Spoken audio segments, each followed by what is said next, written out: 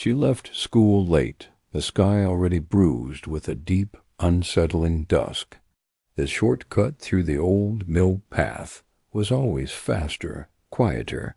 She left school late, the sky already bruised with a deep, unsettling dusk. The shortcut through the old mill path was always faster, quieter. Most people avoided it after dark, convinced it held some lingering chill. But tonight, she just wanted to get home before her parents did. She wanted the house to herself for a few precious minutes. Her backpack bounced against her shoulder with each step, a familiar rhythmic thump. Her shoes kicked at loose pebbles, sending them skittering into the overgrown weeds that lined the narrow trail. At first, the path felt perfectly ordinary. The air carried the familiar scent of damp earth and decaying leaves, a smell that meant autumn was settling in. Somewhere in the distance a dog barked, its calls muffled and far away. It was all so normal, so routine, but then the atmosphere shifted. It was subtle, almost unnoticeable. The air grew thicker, heavier, as if someone else had just taken a deep breath right beside her, stealing the oxygen from around her. She instinctively glanced over her shoulder. Nothing. The trail was empty. The lamplight from the main road, now far behind her, cast long, worried shadows that stretched from the trees, leaning in like silent listeners, their dark forms distorted and strange. She tried to shake off the feeling, telling herself it was just the fading light playing tricks on her mind. She was about halfway down the trail when a whisper brushed against her ear. It wasn't a word, just a soundless, soft, casual tap, like a fingernail against a window pane. It was deliberate, but it didn't feel malicious, more like a gentle, unnerving announcement of presence. She froze, her feet rooted to the spot. "Hello?" she called out, her own voice sounding small and swallowed by the quiet. The only answer was the rustle of leaves and a sudden breeze. Silence settled back in, thicker than before. Her phone buzzed in her pocket, a sharp vibration against her leg that made her jump. She pulled it out, expecting a text from a friend, but the message was from an unknown number. The text was simple, just 4 words.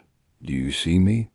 The letters were strangely formed, almost like a child's messy handwriting had been digitized onto her screen. A cold knot tightened in her stomach when she saw the time stop. It was 5 minutes in the future. Her mind reeled, trying to make sense of it. A glitch? A weird prank? She typed nothing back, her throat suddenly dry and tight. Shoving the phone back into her pocket, she forced herself to keep walking. Every few steps, a twig would snap. First to her left, then a moment later to her right. It was a rhythmic, pacing sound, as if someone was walking just outside the edge of her vision, staying perfectly parallel to her in the darkness of the trees. Her walk turned into a brisk power walk, her heart beginning to thump a frantic rhythm against her ribs. The path narrowed, the tall weeds closing in, brushing against her arms and legs with a dry, scratching sound. And that's when she saw him. A figure stood ahead, near the rusted, skeletal gate of the old mill. It was a boy, maybe 12 years old, slumped against one of the gate posts.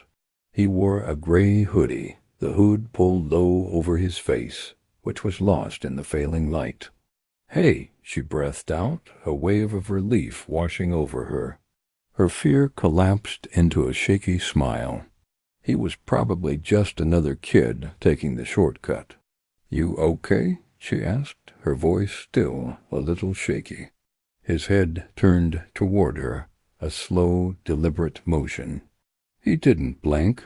As she got closer, she saw that his skin was ashy and pale, a sickly gray that wasn't quite right. His eyes were wrong, Two, they were blacker than the deepest shadows, solid, empty voids. He tilted his head to the side, and his mouth moved, forming a name, but no sound came out. The syllables fell from his lips like stones dropping into a bottomless well, silent and heavy. An instinctual fear made her take a step back. As she did, the air around him grew instantly cold, and tiny motes of a strange blue-white dust drifted from the sleeve of his hoodie, shimmering for a moment before vanishing. Before she could turn and run, her phone vibrated again. Another text from the unknown number. "Don't leave me." The screen lit up, not with text, but with a live photo. It was a picture of her from just moments before walking down the path. But in the photo, her head was turned forward, and a pale, slender hand rested firmly on her shoulder. Her blood ran cold. She spun around, her own hand flying to her shoulder. There was no hand, no one there, just the empty, darkening trail behind her. Pure panic finally took hold. She pushed past the boy at the gate, her legs pumping. But as she looked back, she saw he wasn't alone anymore. Two more shapes leaned against the trees just beyond the gate. They were pale and unnaturally long-limbed, half hidden behind the thick trunks. Their faces were turned away from her, but she could feel their eyes on her, feel them watching, cataloging the way she moved, the frantic hitch in her breath. She fumbled with her phone, her fingers slick with sweat, and tried to call her mother. The call wouldn't connect, no signal. Instead, a new notification popped up from the unknown number. It was a voice note. She hesitated for a fraction of a second before pressing play. First, there was a crackle of tiny static. Then a child's giggle, high-pitched and unsettlingly close. And then a single, drawn-out breath. In that breath she heard her own name, whispered slow and wrong, stretched out into a sound that didn't belong to any human voice. Her heart hammered against her ribs until it felt like a second frantic pulse beating out of sync with her own. She broke into a full-blown run. The path forked ahead. A rusted, leaning signpost pointed toward the main road, 2 minutes. It read, straight ahead. She didn't hesitate, veering onto the new path. The trees seemed to lean in closer now, their branches like grasping fingers, their shadows snagging at the fabric of her jacket. She heard a sound behind her, a sliding, scraping noise along the ground. It was following her, perfectly matching her pace, getting neither closer nor further away. Her phone flashed again, illuminating her terrified face. A single word on the screen, "Stop." Then another image appeared. It was a live view from her phone's camera, pointed behind her. She could see the back of her own head, her hair flying as she ran. And just behind her, a blurry, pale hand was reaching out, its fingers just about to touch her shoulder. With a choked scream, she burst out of the trees and skidded onto the gravel shoulder of the main road. Headlights washed over her, bright and blinding. A car slowed to a stop beside her. An elderly man with kind eyes rolled down the window. "Are you all right, dear?"